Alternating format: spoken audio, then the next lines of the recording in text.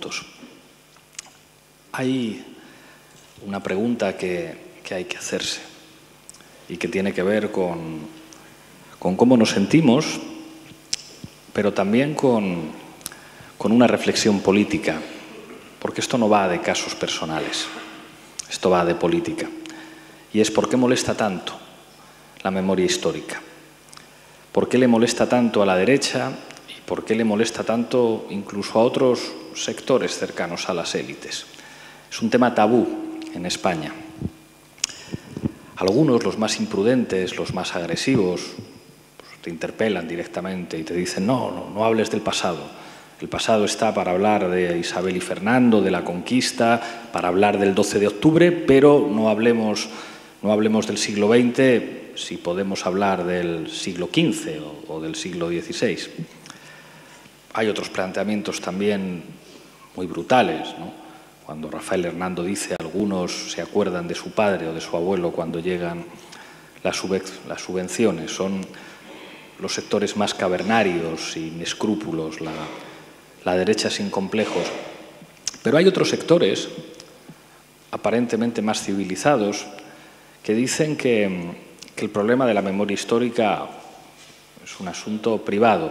Hoy leía un artículo de un señor en Las Provincias, un periódico por lo visto muy relevante aquí, que decía, bueno, lo de la memoria histórica es razonable que haya familias que quieran dar digna sepultura a sus familiares, pero esto no se puede politizar. Claro, porque es lo mismo que a tu padre le hayan fusilado a que tu padre se haya muerto de una gripe. Es exactamente lo mismo.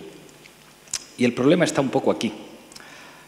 Veía la camiseta que trae Enriqueta, que es una fotografía de su padre con el uniforme del Ejército Popular, y me recordaba una fotografía con la que yo me crié, con la que yo crecí. La fotografía de mi tío abuelo, Ángel Santamaría, también socialista, miembro de la UGT, miembro de la Motorizada, que eran los muchachos socialistas que protegían a Indalecio Prieto, y que fue fusilado en Paterna en 1939 y que está en una fosa común allí. Y yo conocí a este hombre por sus hermanas y por mi madre. Le fusilaron en 1939, pero nunca dejaron de hablar de él.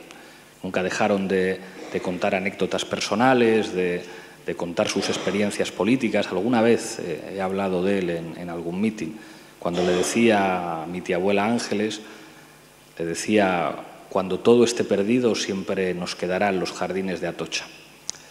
Y la historia de Enrique, el padre de Enriqueta, y la historia de Ángel, no es la historia de dos familias de represaliados, no es la historia de dos familias que tendrían derecho a dar una sepultura digna a sus familiares.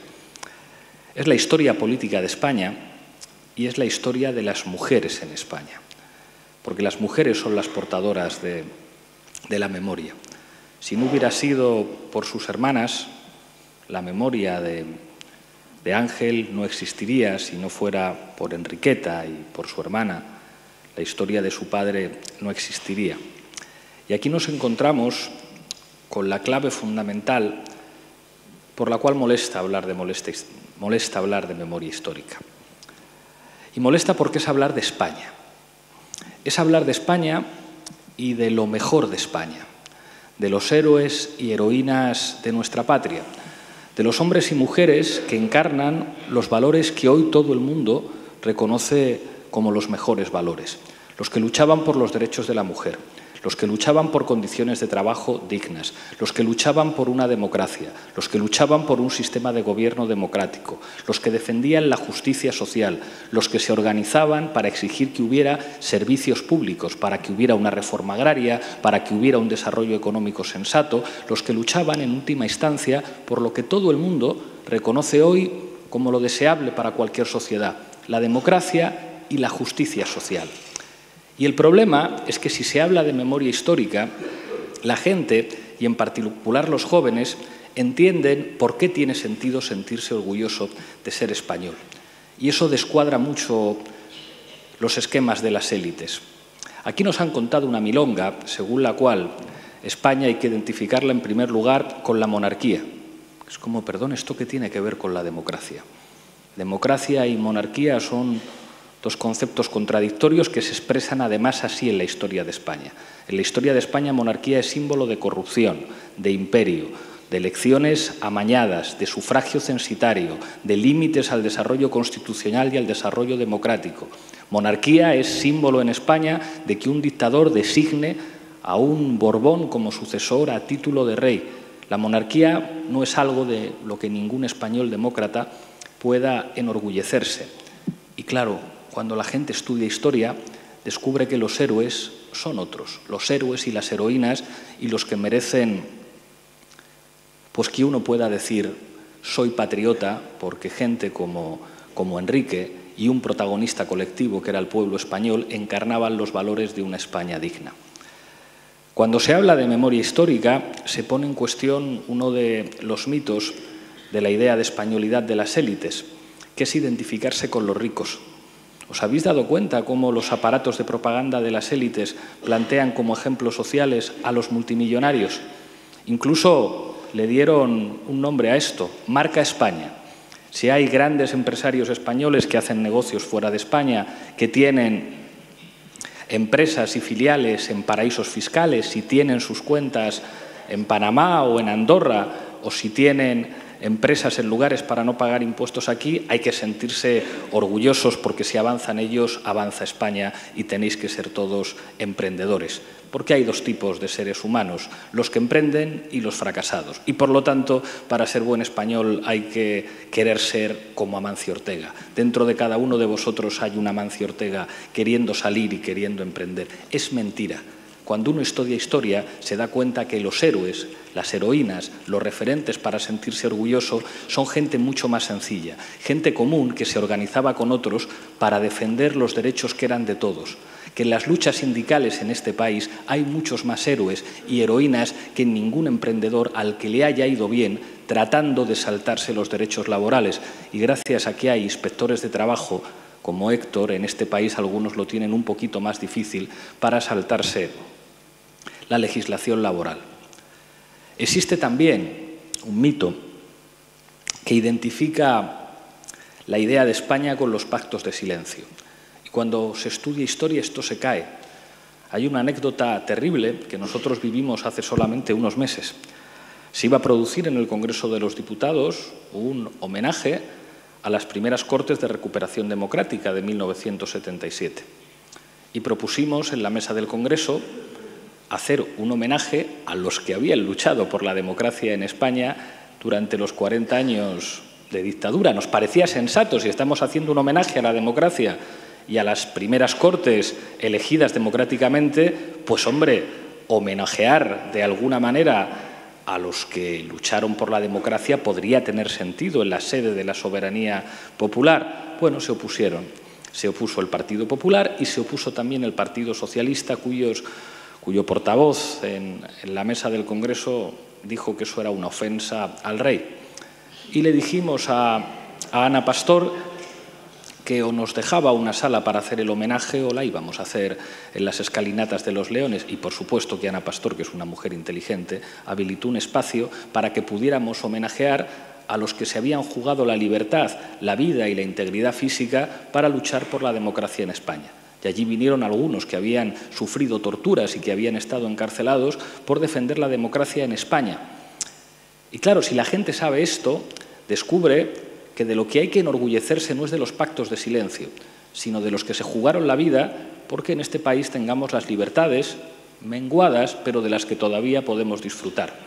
Y era llamativo que cuando entramos a ese Congreso de los Diputados con claveles rojos para homenajear a las víctimas de la dictadura y a los luchadores por la democracia, había algunos constituyentes de entonces que se enfadaron muchísimo, nos insultaban, nos hacían gestos obscenos, porque en realidad les estábamos demostrando que nosotros sí éramos españoles y patriotas y en todo caso los vendepatrias eran los que no querían homenajear a los héroes por la democracia. Por eso la memoria histórica es tan importante.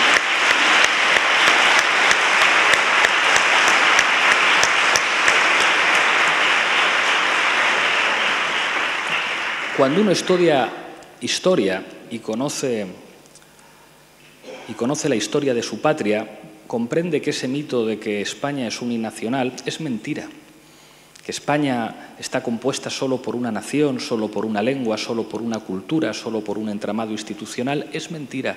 Nuestro país es muy diverso. Hay diferentes culturas, hay diferentes lenguas, hay diferentes entramados institucionales, hay una diversidad que hace rica nuestra patria y que no tiene nada que ver con esa visión reduccionista y monárquica que sencillamente no comprende España y es incapaz de aprender la complejidad y la pluralidad de nuestra patria. Hubo otra anécdota muy hermosa.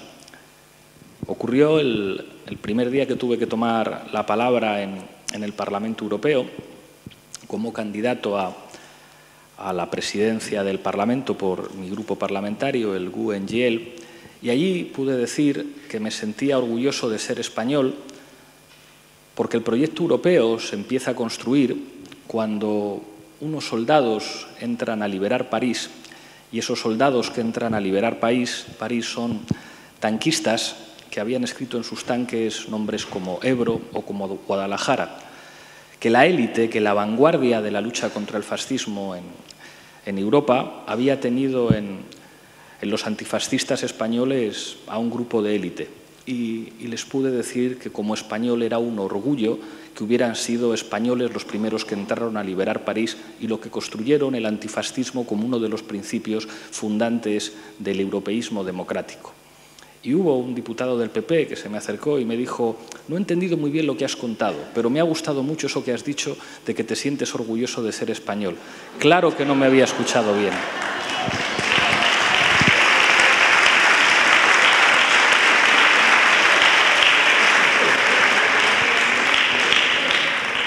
Si me hubiera escuchado bien, se habría dado cuenta de lo importante y lo peligrosa que es la memoria histórica. Porque la memoria histórica es lo que nos permite construir un proyecto de patria para el futuro. Si en este país los jóvenes supieran los héroes y heroínas que regaron con sangre, con esfuerzo y con una enorme generosidad nuestra tierra para legarles un país mejor, comprenderían que la corrupción es básicamente un sistema de gobierno de clase y comprenderían la necesidad de organizarse, la necesidad de construir entre todos una sociedad más justa, reivindicando valores patrióticos que nada tienen que ver con admirar a los ricos, con admirar a los reyes o con admirar una idea torpe y uninacional de nuestro país. Por eso la memoria es tan importante, porque la memoria es la gasolina del futuro. La memoria es la gasolina patriótica para construir una idea de país que no agreda a nadie y que, sin embargo, se construya como una patria que cuide, como una patria en la que, además, la memoria de las mujeres es probablemente el ingrediente más importante y más valioso para construir el futuro. Quiero terminar porque tengo que tomar un tren, Enriqueta, con un poema que quería leerte. Es un poema de Paca Aguirre, hija como tú de un fusilado, una señora joven como tú, pero con muchos años, y que fue Premio Nacional de Poesía. No tuve nada, y sin embargo, de algún modo, comprendo que lo tuve todo. No teníamos nada, nada, salvo el miedo, el dolor y el estupor que produce la muerte.